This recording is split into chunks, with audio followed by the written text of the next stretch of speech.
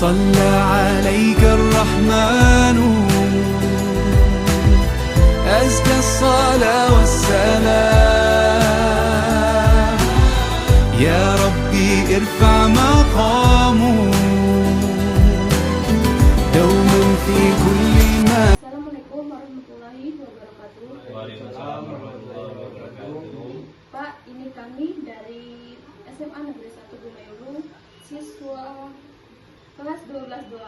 Di sini kami ingin memohon izin mewawancarai tugas agama dari guru kami yang bernama Bapak Ahmad Sulaiman.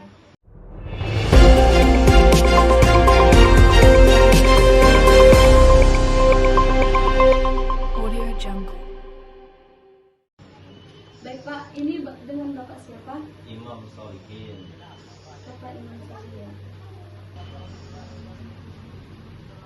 Pak, mohon izin, ada sedikit pertanyaan mengenai apa sebenarnya yang dimaksud dengan harta warisan dalam Islam, Pak? Harta warisan adalah harta peninggalan orang tua atau seseorang yang mempunyai harta benda. Itu namanya warisan. Dan bagaimana pandangan Islam tentang pembagian harta warisan di dalam keluarga, Pak? Kalau masalah warisan ini pada dasarnya sebagaimana yang kami pahami itu dibilang mudah-mudah, dibilang susah-susah. Karena apa?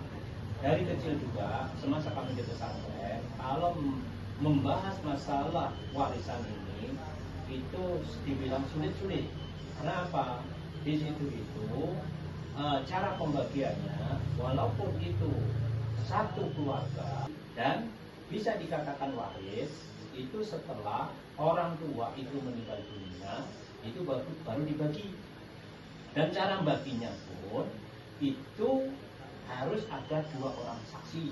Yang pertama adalah tokoh masyarakat atau pemerintah setempat. Yang kedua adalah orang tokoh agama yang memahami tentang waris itu sendiri. Baiklah, bagaimana jika pembagian warisan antara laki-laki dan perempuan, Pak? Nah, laki-laki dan perempuan di sini berbeda. Kalau laki-laki itu 2,5 selisihnya dibanding perempuan. Kenapa pengertian di situ dalam agama?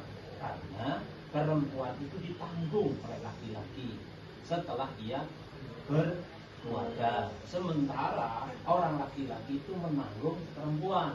Maka dari itu dia selisih 2,5%-nya. Siapa saja yang berhak menerima warisan menurut hukum Islam, Pak? Yang pertama adalah nasabnya.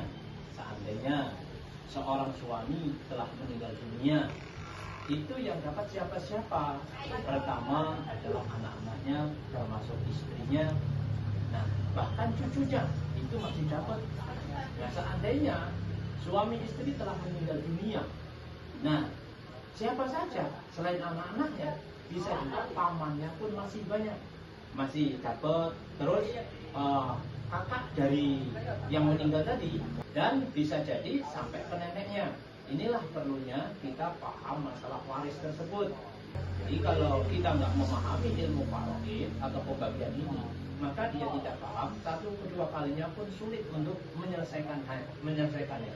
Inilah paling sulit di dalam pemahaman agama Islam, terutama di syariat, itu masalah itu waris. Sehingga kadang-kala banyak perselisihan, bahkan timbul kadang-kadang ketimpangan yang seharusnya dapat dilakukan karena mereka tidak memahami daripada ilmu atau pembagian waris. Baik Pak, menurut Bapak bagaimana cara membagi harta secara adil sesuai syariat dalam Islam? Menurut Bapak bagaimana, Pak? Kalau menurut saya, pandangan saya, sebagaimana yang saya sering lakukan, bahkan diminta oleh salah satu masyarakat atau beberapa masyarakat untuk membagi masalah harta benda, ini lebih baik itu adalah hibah, jangan waris. Bukan berarti kami menyelisih agama, namun karena hibah semasa kedua orang tua itu masih hidup dan mungkin sudah lanjut usia, itu lebih bagus daripada kita waris. Karena apa?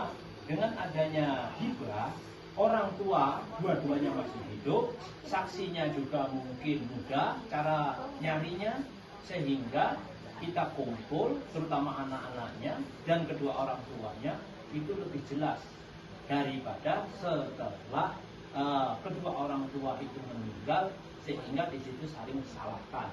Dan orang tua sudah tidak ada, jadi tempat untuk lebih detail penjelasannya itu tidak ada, atau putus. Itu pengertian saya seperti itu. Jadi utamakan hibah daripada waris. Baik Pak, terima kasih banyak atas waktu dan penjelasannya. Semoga penjelasan Bapak menjadi ilmu yang bermanfaat bagi kami semua dan membantu masyarakat memahami pembagian harta warisan sesuai ajaran Islam. Amin. Terima kasih. Kami akhiri. Wassalamualaikum warahmatullahi wabarakatuh.